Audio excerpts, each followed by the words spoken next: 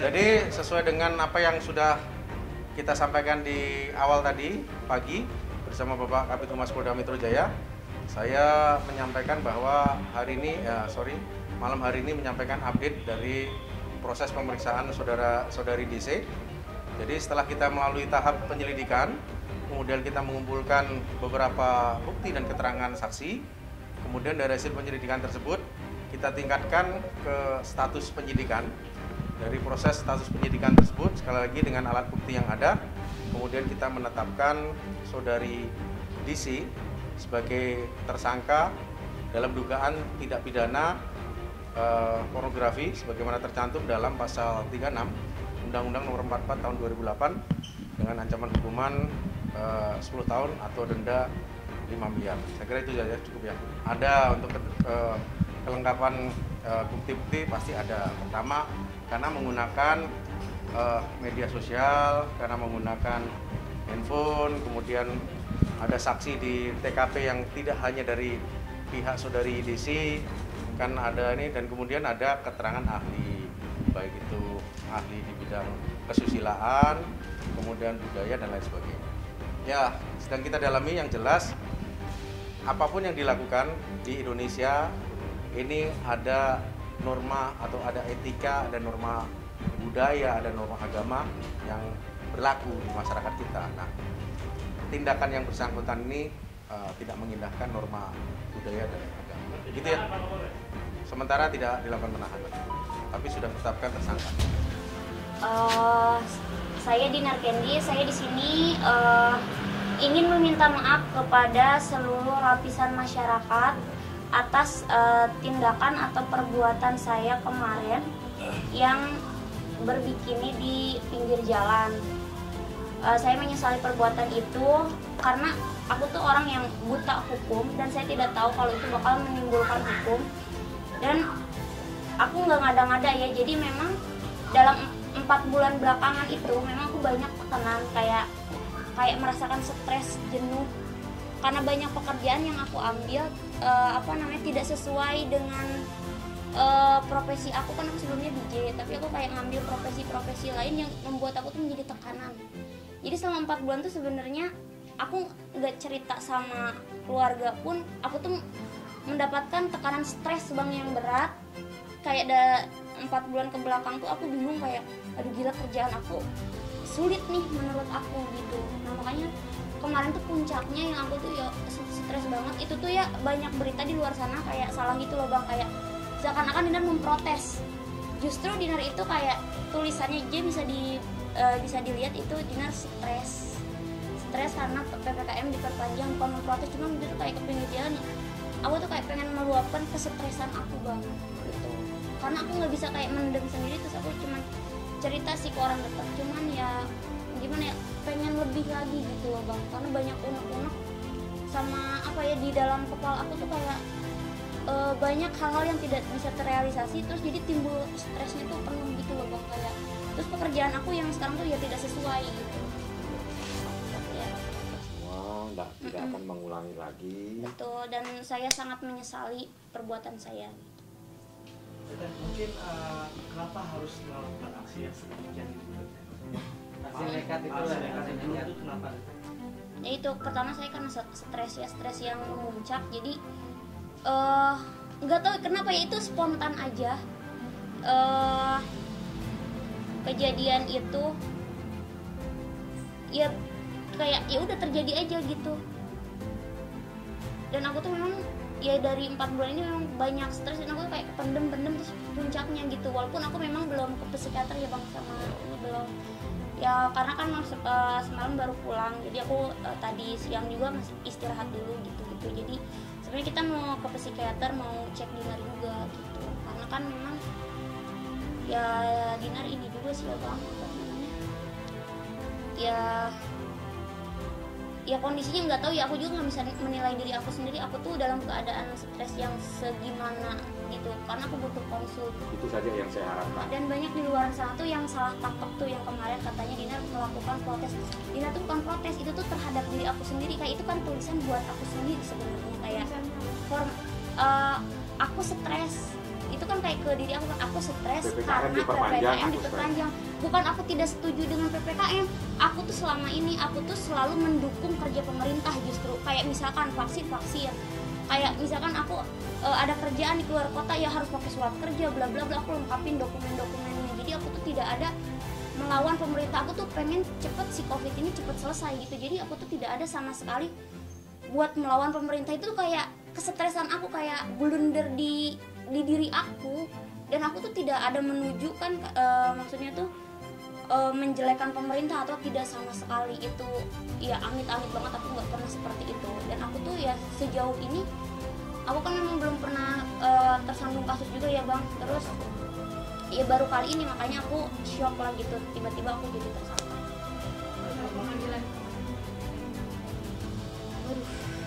Udah tahu dari anu. Iya. Udah, sekarang alhamdulillah terima kasih kepada kepolisian juga yang bisa memahami situasi Dinar, sehingga Dinar diberikan wajib lapor. Ya, mungkin situasi darurat ya, artinya dalam keadaan darurat dia melakukan sesuatu. COVID ini adalah sesuatu yang sangat dahsyat sekali, menyebabkan banyak korban, banyak orang yang melakukan hal-hal yang perbuatan-perbuatan yang aneh-aneh.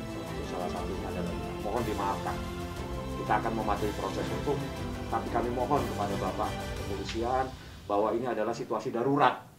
Darurat ini menyebabkan seseorang melakukan sesuatu yang tidak pada tempatnya. Mohon dimaafkan, mohon untuk tidak diproses lebih lanjut perkara ini, karena kasihan orang yang lagi menghadapi COVID ini supaya tidak bertambah kesetresannya. Saya pikir itu. Wajib lapornya mulai kapan Bang? Itu nanti wajib lapornya itu kita pasti akan datang, karena itu menjadi kewajiban ya. Pasti akan datang. Benar, sebenarnya ditetapkan jadi tersangka banyak kerjaan yang cancel. Nah itu Seperti itu kemarin bilang ada beberapa pekerjaan yang sedang jalan, yang akan Iya. jalan. sekarang sih ya pasti itu batal sih, karena kan Instagram aku juga sudah tidak bisa dipakai. Cuman ya kayak YouTube, mungkin TikTok itu masih bisa, karena kan kemarin diuploadnya di sana kan, jadi itu jadi barang bukti kayak gitu. Jadi ya ada beberapa kerjaan yang memang cancel kemarin. Mulai panggilan datang ya. Dijemput. Jadi itu kejadiannya cepet banget. Jadi 3 jam upload tuh si videonya Bang, 3 jam upload. Abis itu rame, karena terlalu rame aku delete. Itu aku belum tahu ada polisi. Sudah dihapus sampai sekarang. Iya, tapi yang nyari aku memang, aku sih kayak bercanda, kirain itu bercanda. Kayak temen aku telepon kayak kamu dicariin polisi tahu gitu-gitu. Aku kayak ya udahlah. Terus aku lagi main ke daerah Fatmawati ya, atau Fatmawati di sana di Jadi minta kayak cepet gitu kejadiannya.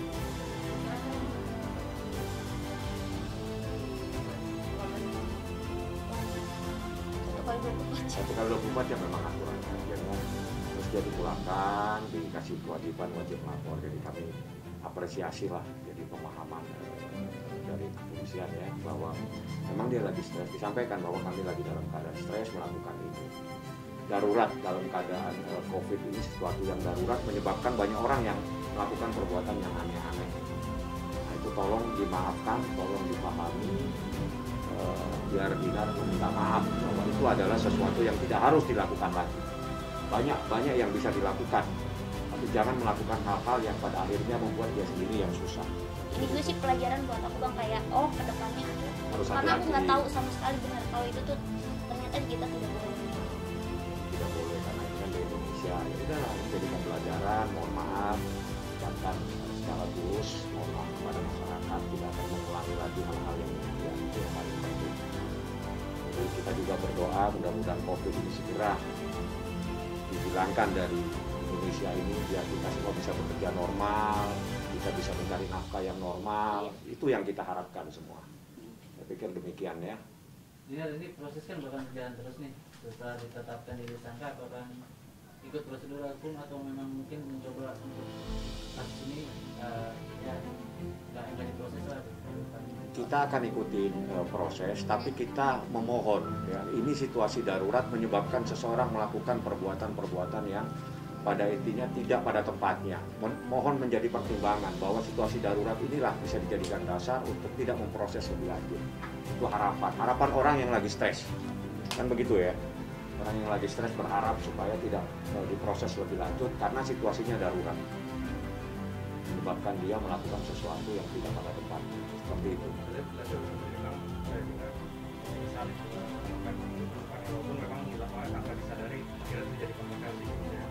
Betul ya, saya menyesali yang tadi di awal juga, saya menyesali perbuatan saya dan saya tidak akan mengulangi lagi gitu. Semoga masyarakat Indonesia bisa memaafkan Dinar, karena kan kemarin Dinar belum sempat ngomong kan, karena kan Dinar lagi pemeriksaan dan terus juga ambil malam itu, makanya Dinar belum ada ngomong ke media, ke masyarakat juga belum speak up gitu.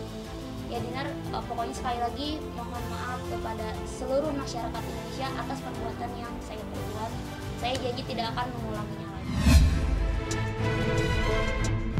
Apakah memungkinkan dalam PPKM skala 4 itu keluar tanpa surat? Ya, kalau secara prosedural kan kita harus taat.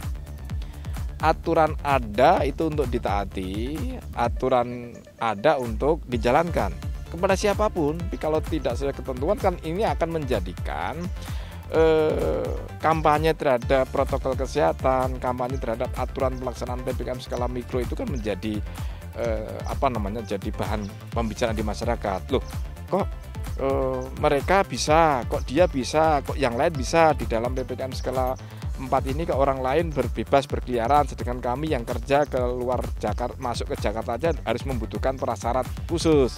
Nah, itu yang menjadi konsen saya. Kalau soal pelanggaran tidaknya itu bukan ranah saya. Karena udah keterlaluan. Ini dia yang saya lagi cari. Manusia ya ada batas kesabarannya juga. Ini yang saya lagi cari memang, ini Atu Gundik Empang itu emang paling keterlaluan. Iya, yang jelas kan alamatnya kan kemarin udah ketemu, terus juga ayah, karena saya kan kerja jadi nggak bisa ikut ke sana. Jadi perwakilan dari ayah sama ibu ke sana, ketemu sama keluarganya.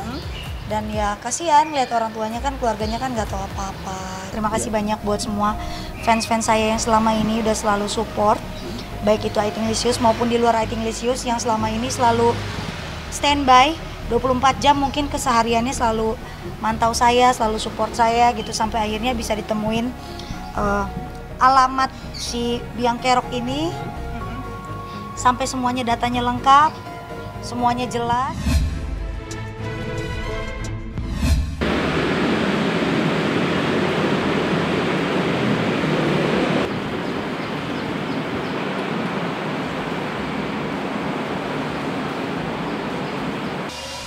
Ya deket ya, temen, terus ada kerjaan juga kan, jadi cukup deket lah. Ya terkait macam-macam, syuting gitu-gitulah, di entertainment lah intinya. Panggilnya Pak Ferry, udah gitu aja. Ngasih ada kado lucu-lucuan lah buat dia, adalah. Semoga Dede panjang umur, terus sehat terus, karirnya juga terus naik, rezekinya lancar, dan terus jadi anak yang baik. Gitu. Tunda.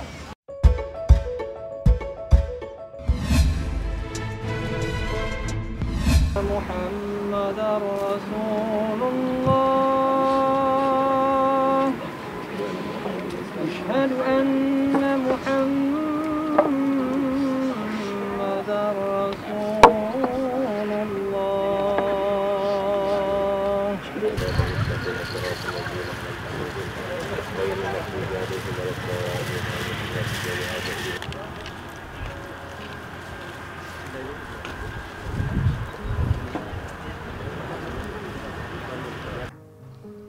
Mama sakit udah lumayan lama kan, dan alhamdulillah udah negatif, dan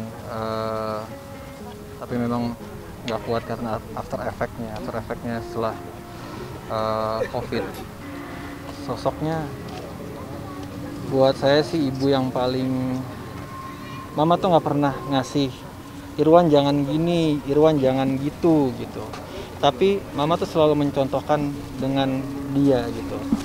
Irwan nggak boleh bandel ya, nggak pernah.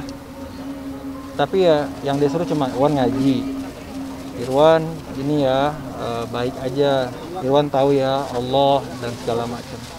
Jadi apapun yang mama ajarin itu dari perilakunya gitu. Masya Allah,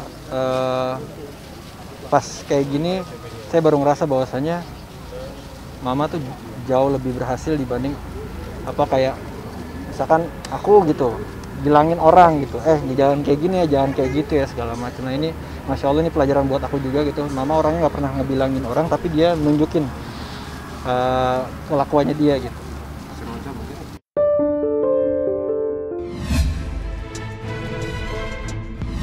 Kami akan mengajak Gracia dan Apri liburan di 5 destinasi super prioritas di Danau Toba, tempatnya Bang Hotman, Labuan Bajo, Borobudur, Mandalika, dan Likupang. Jadi itu adalah hadiah dari kami, mudah-mudahan bisa membangkitkan semangat semua. Udah habis juara kemarin sebenarnya dari semifinal sih, itu udah handphone udah sibuk banget dan kita berusaha untuk fokus dan akhirnya kemarin pecah dan sekarang udah nggak tahu, banyak banget yang ngucapin dan kita benar-benar mau berterima kasih untuk semuanya yang luar biasa yang mendukung kita semua. Tapi yang jelas ya banyak sih apresiasi untuk mereka berdua. Ya alhamdulillah ada rumah, ada apartemen. Yang jelas sih dia yang ngasih taunya pas telepon itu setelah menang, "Ma, aku dikasih apartemen 3, ada buat Kak Didi, buat kakek sama aku." Alhamdulillah.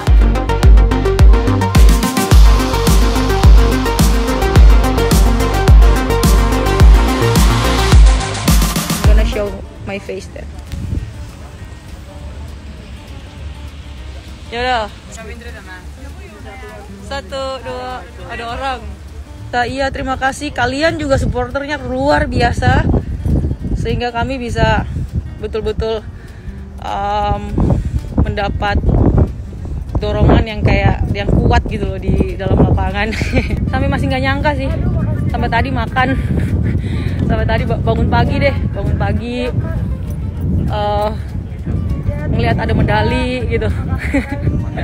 Ada medali emas Olimpiade, itu masih kayak sesuatu hal yang nggak pernah kita pikirin tapi yang nggak pernah nyangka kalau kita bisa dapet gitu. Tapi tadi juga makan kayak nyadarin juara Olimpiade ya, enggak kayak gitu bercanda ya. Kayak gini sendiri bercanda sama Apri sama Ko Didi. Ya. Atas inisiatif saya juga pengen memberikan semangat kepada mereka yang bertanding. Di awal Olimpiade saya sudah menyampaikan bahwa setiap atlet yang menyumbang medali akan saya kasih bonus. Mulai dari perunggu saya kasih 100 juta, kemudian perak 250 juta, dan emas 500 juta. Harapan saya tambahan dari pengusaha ini mereka makin semangat untuk meraih medali. Atlet itu kan latihannya lama, mereka berlatihnya nggak cukup setahun 2 tahun, mereka berlatihnya lama, apalagi menghadapi Olimpiade. Ketika Olimpiade mereka mendapatkan medali, itu pasti suatu kebanggaan buat mereka dan juga impian mereka, ya kan, karena berlaga di Olimpiade ini merupakan tingkatan tertinggi di cabang olahraga. Pasti bangga mereka bisa mendapatkan medali dan juga mengharumkan nama Indonesia. Dari Pak Lukas itu dulu pernah jadi pemain juga, cuma dia nggak ngelanjutin, sekarang jadi pengusaha. Terus kemarin sebelum quarter final itu sudah ngomong, nanti kalau sampai ada yang juara kita akan memberikan apartemen buat yang dapat emas gitu. Keren banget buat Indonesia, dan mungkin benar kata Pak Jokowi, ini adalah hadiah buat bangsa Indonesia. Sebentar lagi kita merayakan 17 Agustus hari kemerdekaan, dan ini adalah hadiah untuk Indonesia dari mereka berdua.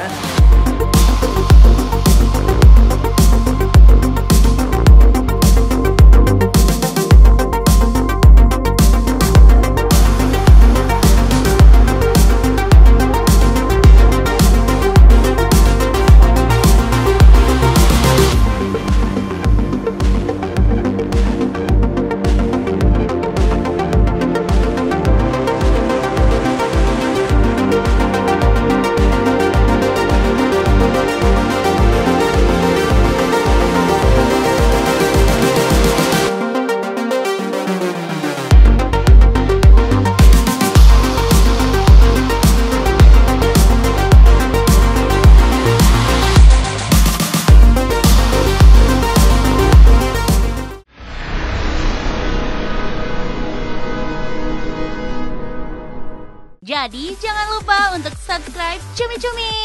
Ditekan ya tombol lonceng merahnya.